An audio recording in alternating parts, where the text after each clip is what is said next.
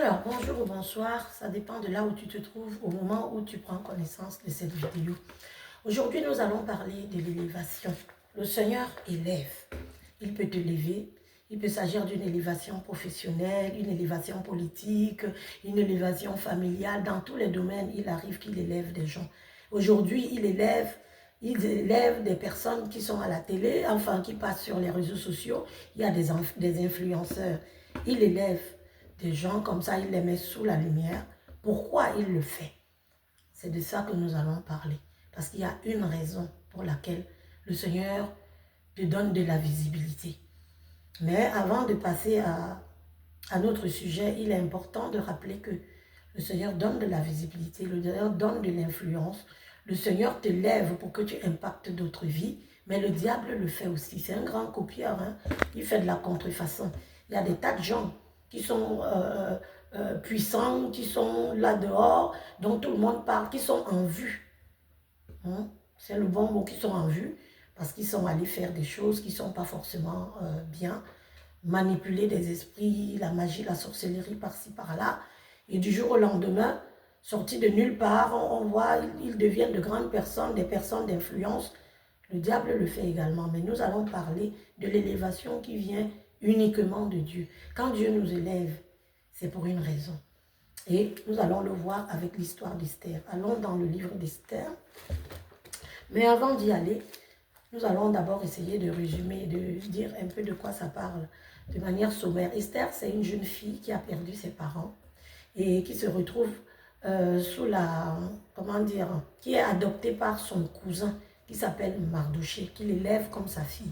Et du jour au lendemain, il se retrouve à Babylone, partie de Jérusalem, qui sont en déportation, sous le règne du roi Assyrus. Lequel Assyrus fait un festin, il organise un festin, et pendant ce festin-là, il demande qu'on appelle sa femme pour qu'elle vienne, parce que bon, il voulait montrer sa beauté à ses convives, et sa femme refuse de venir. À cause de cette désobéissance, donc, il y a un texte qui est pris, une décision qui est prise, elle perd sa couronne, elle n'est plus reine. Il fallait donc la remplacer.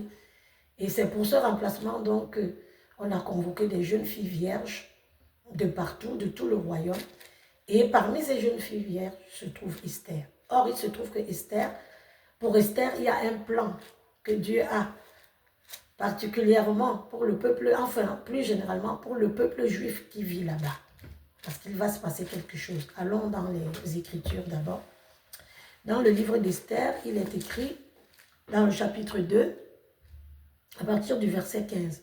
Lorsque son tour d'aller vers le roi fut arrivé, Esther, fille d'Abichai, oncle de Mardoché, qui l'avait adoptée pour fille, ne demanda que ce qui fut désigné par Hégaï, eunuque du roi et gardien des femmes. Esther trouvait grâce aux yeux de tous ceux qui la voyaient. Je voudrais qu'on retienne cette phrase. Et Esther trouvait grâce aux yeux de tous ceux qui la voyaient. Lorsque le Seigneur décide de t'élever, même tes ennemis, les gens qui ne veulent pas te voir, ils te feront grâce parce que tu as une mission sur ta tête. Une mission qui t'a été donnée par Dieu et que tu dois accomplir, que tu dois réaliser. Donc, tous les blocages que le diable va essayer de susciter par-ci, par-là, ça ne marchera pas. Ça ne marchera pas. Tu vas aborder ces blocages-là. Ces blocages seront même détruits. Parce que là, c'est Dieu même qui va se lever. Parce qu'il est un instrument que tu vas utiliser pour faire du bien. Donc voilà, Esther trouve grâce. Parce qu'il y avait tout un processus avant d'arriver jusqu'au roi. Il y avait des eunuques, il y avait des règles à respecter et tout. Mais Esther a trouvé grâce aux yeux de tous ceux-là, entre les mains de qui elle devait passer avant d'arriver au roi. Et quand elle arrive chez le roi, voilà ce qui se passe. Le roi aima Esther, c'est toujours dans le chapitre 2 d'Esther, au verset 17.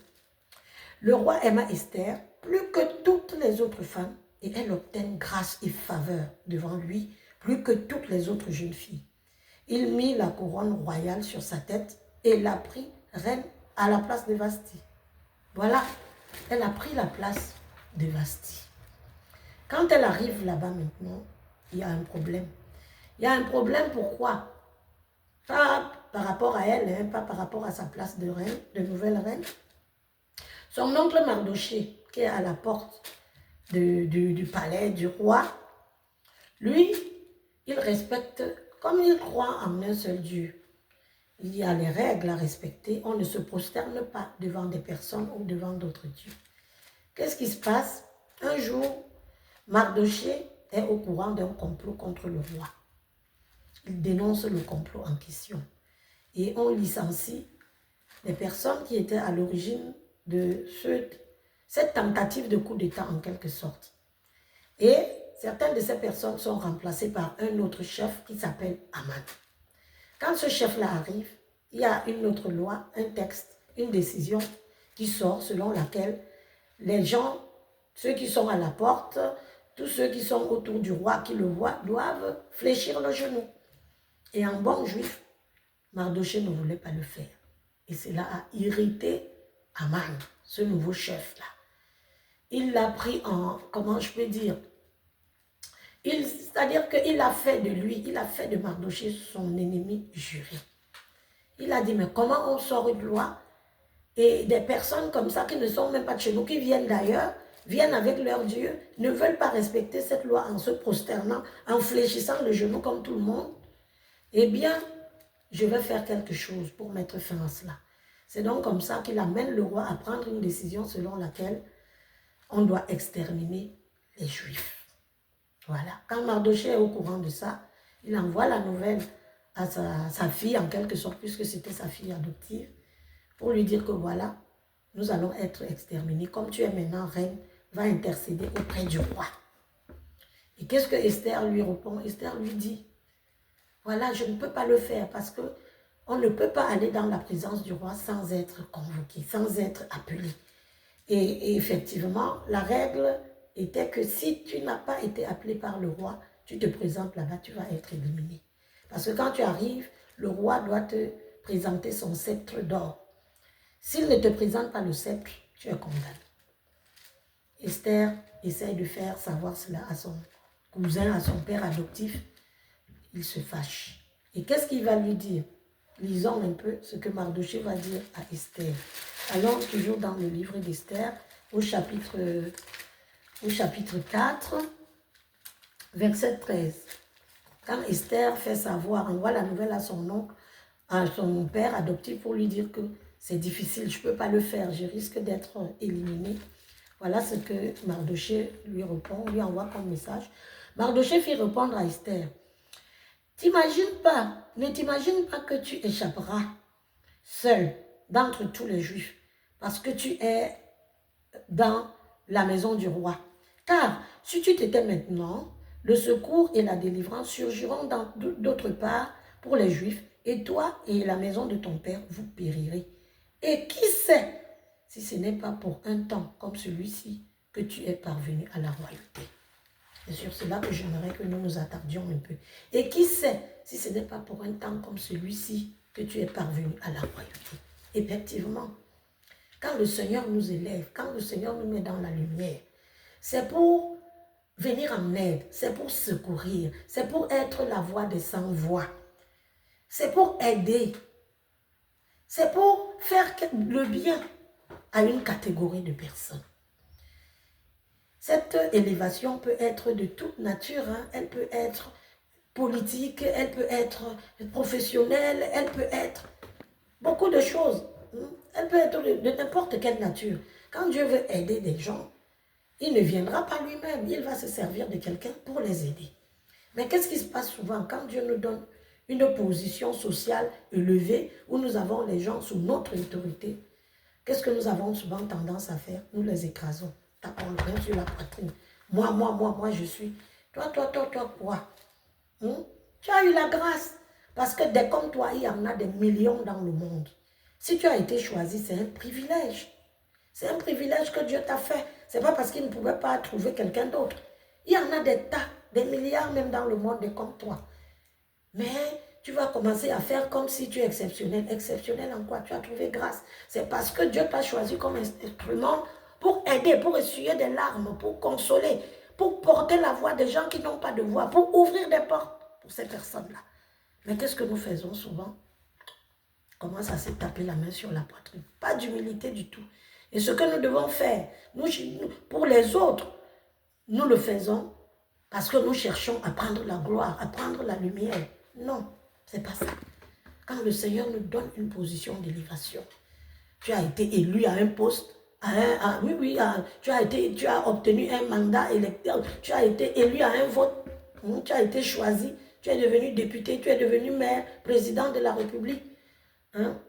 Tu as eu une promotion, tu es devenu directeur commercial dans ton entreprise, une grosse entreprise. Dans ta famille, Dieu t'a élevé, tu as des diplômes, tu es intelligent, tu peux apporter de l'aide aux autres, les gens qui ne te connaissent pas. Mais tu es là, tu te tapes, on se tape la main sur la poitrine. Non, c'est pas ça. Le Seigneur t'a fait faveur. Il t'a donné un privilège. C'est un privilège qu'il t'a donné. Hein, que d'être au service des autres. Donc, quand il te donne cette position d'élévation, c'est pour que tu glorifies son nom. Et glorifier son nom, ça se passe comment? Comment tu vas glorifier ce nom-là? En servant les autres. Aujourd'hui, il y a une catégorie de personnes, un nouveau métier, influenceurs. Il y a des gens, influenceurs et influenceuses, il y a des gens, ils ont des millions de vues. Ils peuvent utiliser ces vues-là pour passer un message pour une catégorie de personnes. Bon, il y en a qui le font, il y en a qui ne le font pas. Mais quand Dieu te lève, tu as l'obligation. Tu dois te demander, cette position-ci, je l'ai eue, pourquoi? Qu'est-ce que je peux faire par rapport au talent, par rapport à cette position que Dieu m'a donnée? Qu'est-ce que je peux faire pour les autres?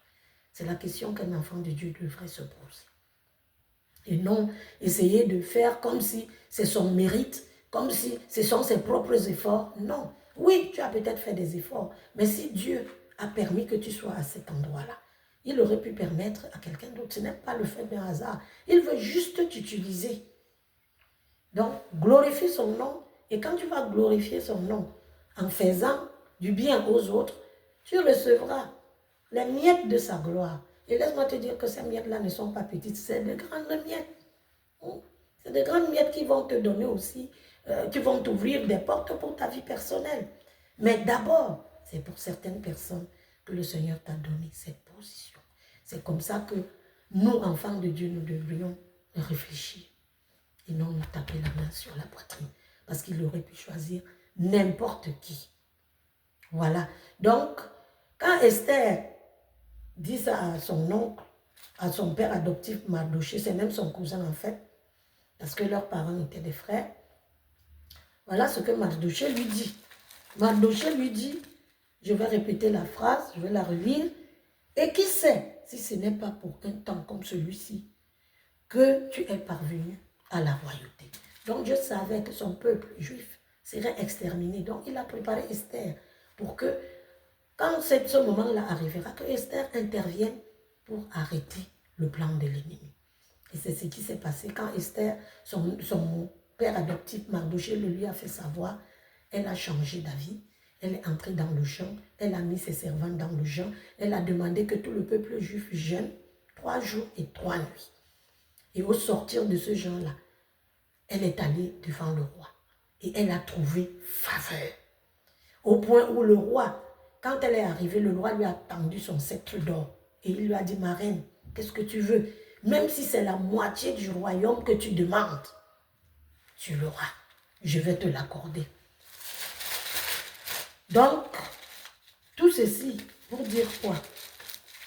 Vous irez lire le livre d'Esther, c'est une histoire merveilleuse. Le roi est prêt à lui donner la moitié de son royaume. Pourquoi? Parce qu'elle a trouvé faveur aux yeux de Dieu. Et elle a obéi à la voix de Dieu, parce que Mardoché, là, c'était en quelque sorte Dieu qui lui parlait. Ils sont allés dans la présence de Dieu. Quand tu as un problème, tu vas où? Donc, quand Dieu te donne même cette situation d'élévation-là, tu auras des difficultés pour pouvoir accomplir la mission qu'il te confie. Mais va vers lui, parce que lui qui t'a envoyé va trouver également la solution. Quand ils sont allés gémir, aller crier devant Dieu, Dieu a entendu les cris, au point où la réponse a été grandiose. Quand il arrive, le roi lui dit, tu veux la moitié du royaume? Si c'est ce que tu veux, je vais te donner. Elle a dit, elle a invité le roi à venir festoyer chez elle. Elle a organisé un festin. Et elle a dit, viens avec Aman.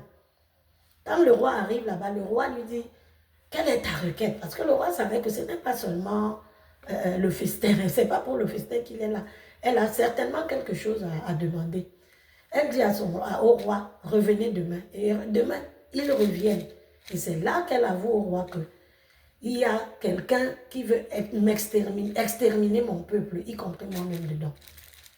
Et le roi lui demande c'est qui. Elle dit Aman. Et comme cette extermination-là avait fait l'objet d'une décision, on ne pouvait pas annuler. Il fallait une contre-décision. Et c'est comme ça que le roi a pris une contre-décision. On a fait une autre décision qui est venue contrecarrer la première, qui disait que tous ceux qui s'attaqueraient aux Juifs là, trouveront que les Juifs seront prêts à se défendre.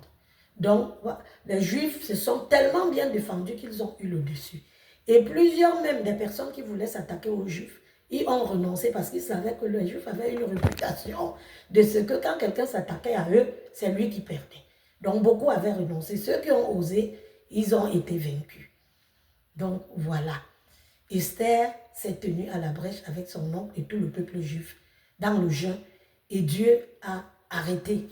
Dieu a écouté leurs cris et celui-là, Aman, qui avait été à l'origine de tout ça, tout ce qu'il avait préparé s'est retourné contre lui puisque lui-même allait éliminer ses 10 fils, éliminer et Mardoché a pris sa place.